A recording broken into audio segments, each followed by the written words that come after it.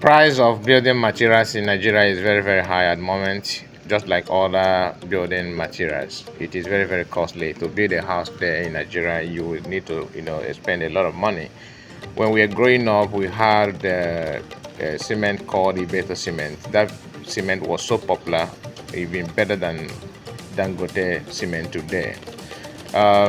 We have another information about what happened to iBETO, which I would like to share with you. But before then, please, if you are new in this channel, consider to subscribe, like the video, comment and share. If you are returning subscribers, I appreciate you so much. Thank you for coming back to watch the video. Share the video and like, comment. It is very important.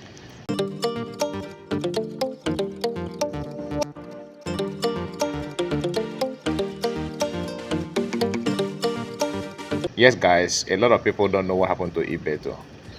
iBETO was a popular cement. iBETO cement was so popular in Nigeria then because he, flooded the market with the cement, and it was very affordable.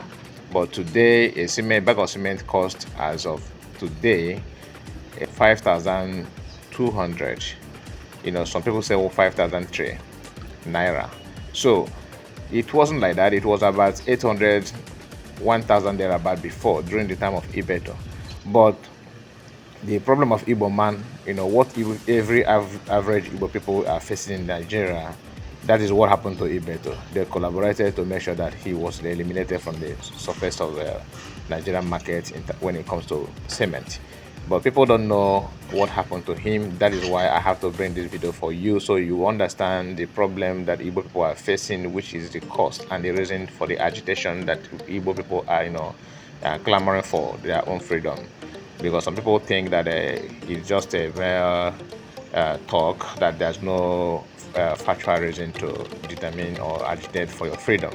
But when it comes to what is going on in Igbo people, what is happening to Igbo people in Nigeria, you will realize that there's a lot of reasons. In fact, Igbo people are not even agitating enough to compare what they're going through, unless it has not happened to you, or maybe you don't have you don't have any human sympathy at all in you. Maybe you have filled your mind and your mind spirit with the evil. That is why you don't accept the fact that Igbo people are going through hell in Nigeria. I don't want to waste your time. Let's watch and listen to what's happened to iBETO. When President Olusegun Obasanjo encouraged local production of cement, the manager of iBETO cement factory promised to flood Nigerian market with cement and drastically reduce the price of the product. iBETO fulfilled his promise and flooded the country with cement. The result was that the price of cement crashed. This jolted Dangote cement and affected his business adversely. Aliko Dangote wrote a petition to former President Olusegun Obasanjo kicking against the authority the federal government granted iBETO to import 800,000 metric tons of cement. Former President Olusegun Obasanjo issued a directive that iBETO was not allowed to import cement into the country until it proved its investment in local production. Dangote was allowed to import cement. Thousands of staffs of iBETO's men were rendered jobless. When late President Umaru Yar'Adua succeeded Obasanjo, iBETO in July 2007 applied for import allocation and it was granted. Once again, he flooded the country with quality cement and the prices crashed. Dangote Cement PLC quickly filed a suit alleging that iBETO Cement Company is gaining undue advantage by the federal government. On its part, the federal government contended that Dangote Cement PLC is plotting to wipe out fair competition and create a monopoly in the industry and transform itself to the only cock that crows in Nigeria. But iBETO fortified terms of settlement which were entered as consent judgment in the suit. In line with the consent judgment, it will continue to import 1.5 million metric tons of cement per annum for the period between 1st October 2007 and 30th of September 2019. This was in line with the federal government guarantee conveyed in a letter by the Ministry of Trade and Industry, dated 5th June 2002. By the judgment, the federal government was to pay iBETO Cement Company the sum of $40 million and 1.9 billion naira. The amount is the verified claims by the Interministerial Committee of the federal government for losses suffered by iBETO from the unjustified closure of its bagging plant between December 2005 and when it resumed operation in October 2007. But Dangote Cement PLC consented that its rights and interests were affected by the consent judgment. Dangote argued that the continuance of iBETO Cement makes Dangote Cement expensive.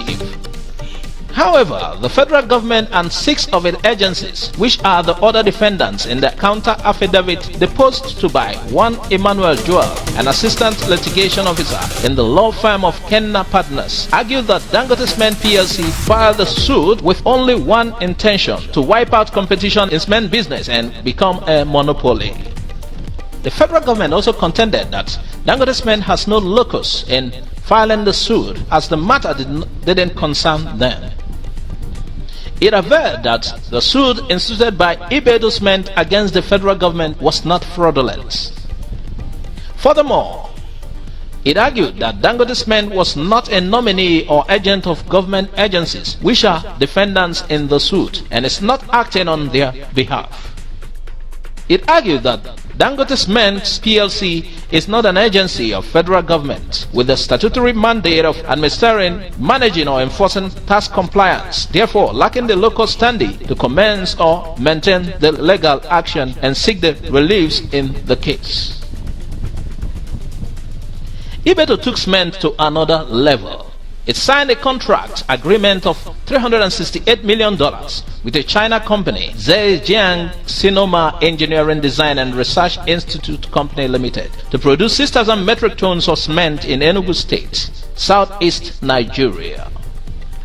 The contract covered crushing limestone mining, cement raw materials to packaging, shipped to the whole process, and a 45 megawatts captive power plant, covering engineering design, equipment, steel, material supply, civil works, installation, commissioning and personal training.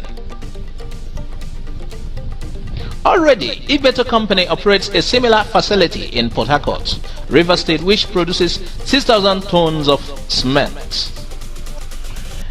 Dangote was afraid that his dominance and monopoly of cement production will be destroyed by iBETO. iBETO is a billionaire and one of the wealthiest men in Africa. As of 2013, he was estimated to be worth about $3.7 billion by Ventures Africa. His Petrochemical Industries Limited, which manufactures oil lubricants and other various petroleum products, both for local and international trade, has the largest liquid storage facility for petroleum products in Nigeria, with a large capacity to store over 60,000 metric tons, and is located at Apapa Wharf and the Ibru Jetty complex in Lagos, Nigeria. President Buhari came into power.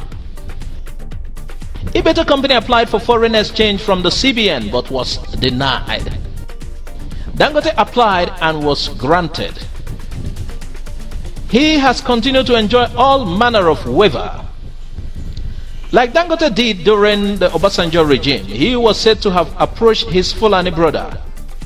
Buhari banned iBETO Cement. Following the closure of iBETO Cement by Buhari, the prices of cement jumped from 1,500 naira to 2,500 naira, and Dangote is smiling to the bank. iBETO's account is frozen. Dr. Cletus iBETO has been arrested several times, questioned by security agencies, harassed, humiliated, and intimidated. There is no law in the Nigerian law books that iBETO Company has breached. What then is his crime? Why this mistreatment? This material was written. This is what happened to Igbo people in Nigeria. The problem Ndi Igbo face in Nigeria. That is why I have to bring this video, for you to understand the reason why people are agitating. So I don't need to explain much because you have heard it all. Thank you for watching the video. Like the video, comment and share. See you on my next video. Bye bye.